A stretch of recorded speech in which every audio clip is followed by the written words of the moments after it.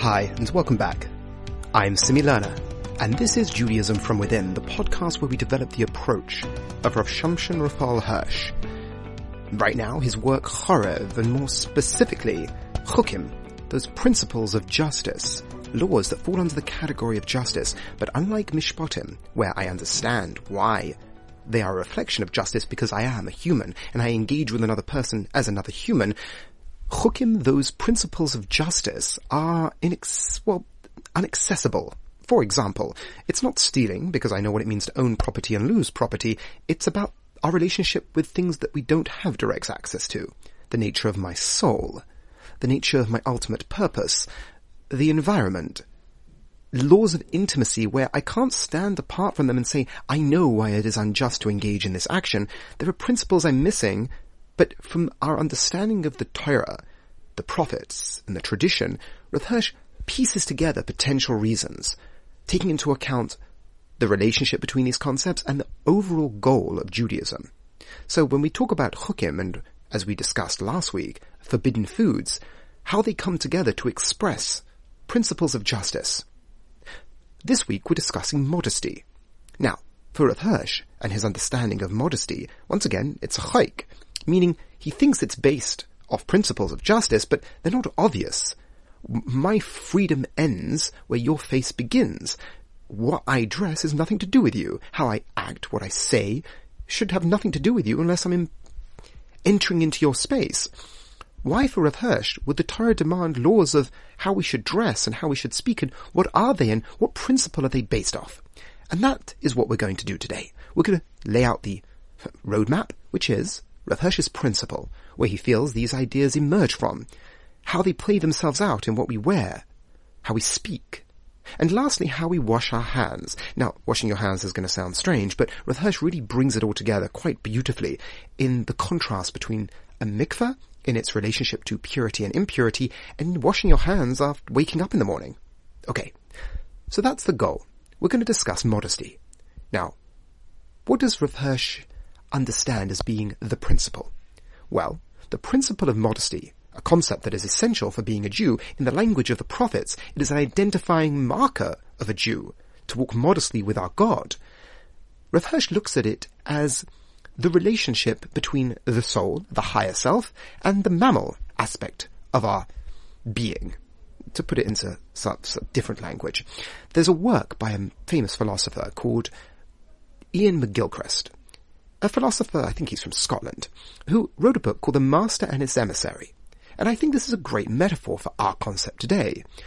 The master, this was in neuroscience and the relationship between different hemispheres, but it works really well here. The master is the soul. The master is the mind. The emissary is the body. The body is that which is used by the mind to engage in this world. The master is that spirit, the breath of God. The mammal side is the taken from the dust, that which we share with the rest of the animal kingdom.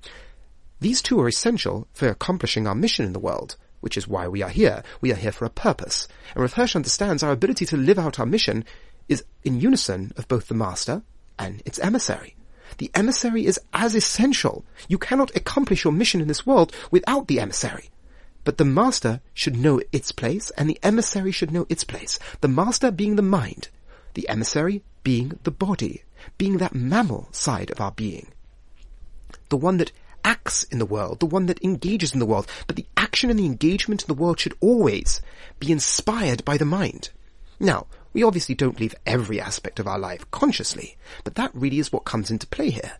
Parts of us that we share with the animal kingdom, instincts, or the need to eat, the need to pass waste, the need to sleep, these are not conscious completely. They're necessary as part of our mammalian character. And that's why the need for the prominence of the mind in these situations becomes obvious.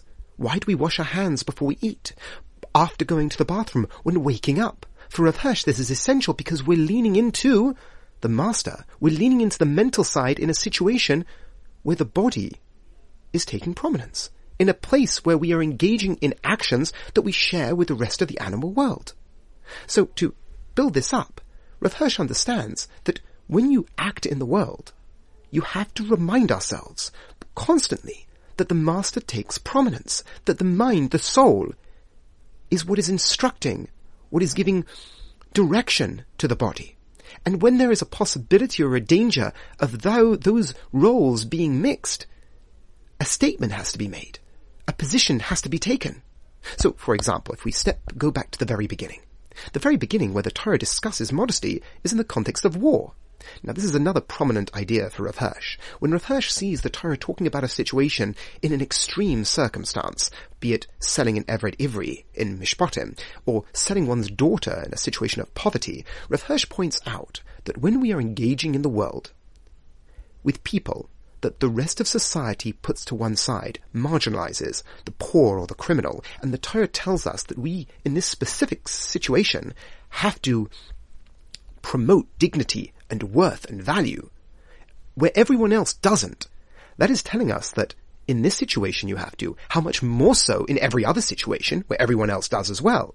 Meaning the poor and the criminal deserve dignity, respect, equality in Parshas Mishpatim.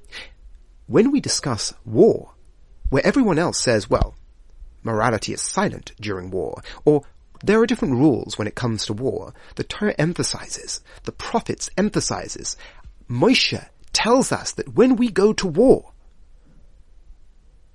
our excrement, when we go to the bathroom, has to be outside the camp, because God is in your camp, even at war. At war, that mammal side, which is necessary, going to the bathroom, passing waste, we have to do it. It's part of our lives, but it's supposed to be done privately. It's supposed to be done outside the camp. That law is the first position of modesty in the Torah. The importance of modesty, that you take that mammal side of yourself and you don't display it in front of other people. At war, how much more so in regular life? So that first point of recognizing you have an animal side, you have that mammal part of your existence, and if it's in sync with the mind, then it's holy like the mind, but there's a danger to it, that you will slip into the role of the mammal. You will slip and allow the mammal to take prominence. So how do we dress? Rav Hirsch says, well, we dress in a way that promotes the mind. What is displayed? The face and the hands. Those are the two parts of our body that are the messengers of the mind. Once again, the emissary. You engage in the world with your mouth, your face, your hands. Those are the things that are the direct agents of the mind, and those are displayed. So Rav Hirsch points out, interestingly enough, when it comes to a man, the mind, he's conquering the world with his hands, he's engaging in the world with his mind, but there is a danger there of arrogance, thereby in his relationship to God who is metaphorically and conceptually above us. A man wears a head covering. A man wears a head covering as a sign of modesty in relationship to God.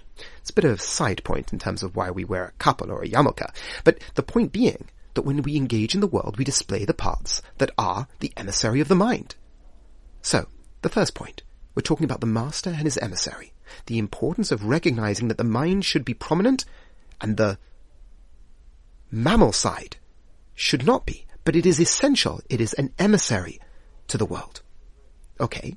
That's the first point, how we dress, how we act. Now Rav Hirsch talks about, well, what brings us back from the abyss? What brings us back when we've leaned too deeply into the mammal side? And we know this in our own experience. When we engage in the mammal side, that the mammalian part of us, it threatens to take over. We know people who engage in things that bring pleasure, be it them addictions, obsessions, and the mammal side becomes prominent in their character, and that has ramifications in how they act to people, but also has detrimental effects on their lives.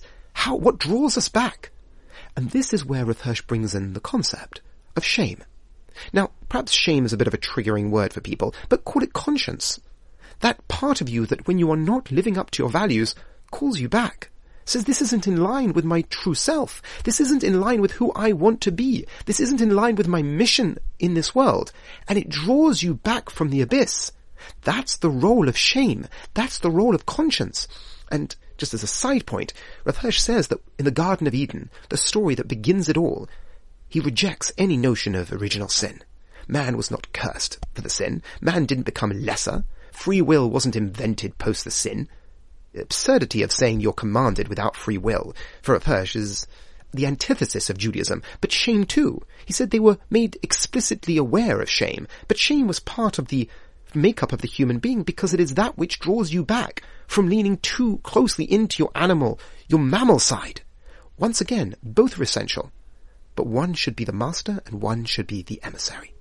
So, our 2 points so far. We spoke about the idea of the principle, the mind being prominent, the body being the messenger in the world. What should be displayed from a point of view of modesty as a principle? A man should not walk around with his biceps bulging. Why? Because, well, that's his mammal side. There's no problem with working out, but if you're displaying an aspect of yourself that really leans into the mammal, then there's something wrong. There is a danger there that you will lose track of what is the master and what is the emissary. The master is the mind, the emissary is the body. How we dress, how we act, the relationship between a yarmulke and your relationship to God, and the need for humility. And then the idea of shame or conscience. And Rav Hirsch says, what withers away conscience? What damages conscience? What makes us insensitive? Desensitizes us to our mammal side, to our conscience. He says, nivel peh, bad language, crass ways of speaking. People who speak in a crass way, they lose their shame. People say to someone, when you speak like that, do you have no shame? That is because they look at the shame being withered away. Speaking in a crass, inappropriate way constantly, you wither away your shame. You make yourself insensitive. That's what draws people, the sense of conscience draws you away from the abyss. And if you wither that away, you no longer experience shame. And then to perhaps wrap it all up. So we've spoken about what we wear, we've spoken about what we say. Now we spoke about at the beginning that when you're engaging in things that are part of the natural world, they lean into your mammal side, they're necessary. You sleep, you eat, you go to the bathroom, you wash your hands afterwards. Now Rav Hirsch here points out that it is actually the opposite of a mikveh. A mikveh, what is, without going into exactly what impurity is, I would recommend you listen to some of the earlier podcasts on impurity. But impurity is reminding yourself of your natural state. You engage in, you touch a dead body. It brings over the impression of determinism, of the natural path of everything, that everything dies, everything goes to an end of death. And that runs the risk of losing your belief or commitment to the freedom of your pure self, let's say. And a mikveh, what is a mikveh? It's that primordial water you immerse yourself in that has no bearing of anything, no bearing of man, it's like the most natural state. That's why you can't collect the water for a mikveh. There's a certain natural refreshment that it's supposed to bring onto a person, to draw them back from this deterministic framework. Now, when it comes to washing your hands after going to the bathroom, the whole point is to remind yourself of your higher self, to remind yourself of your mind. That's why it specifically has to be in a vessel, has to be in a kli. For Rav Hirsch, this parallel works beautifully, because when you go to the bathroom or when you wake up, you want to remind yourself or bring back to the forefront of your mind the master, and that is through active work of raising up your hands through commitment with a vessel that has been created by the mind. And thereby you have that interesting relationship between a mikveh and simple netilas yadayim. So, we've discussed modesty. We spoke about the principle that Rav Hirsch believes it all emerges from. The master, the soul, the breath of God, the emissary, the mammal, the dust of the earth, that which we share, both have the potential, if they are in sync, to be holy and sanctified. But there is a danger if the emissary becomes the master. That's what we call immodest. But what saves you from that? Your conscience. Shame. It draws you back when you are not living in line with your values.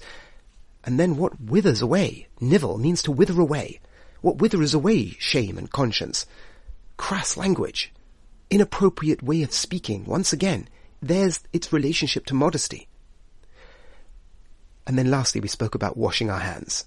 And how when we go to sleep, or when we go to the bathroom, or when we eat, something that we share with the animal kingdom, we sanctify it. We remind ourselves of our human side, of the master, of the mind, of the soul.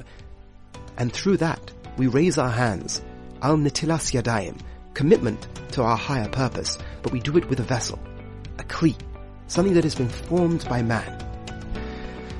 As always, thank you so much for your time, and thank you so much for your attention. Have a wonderful week.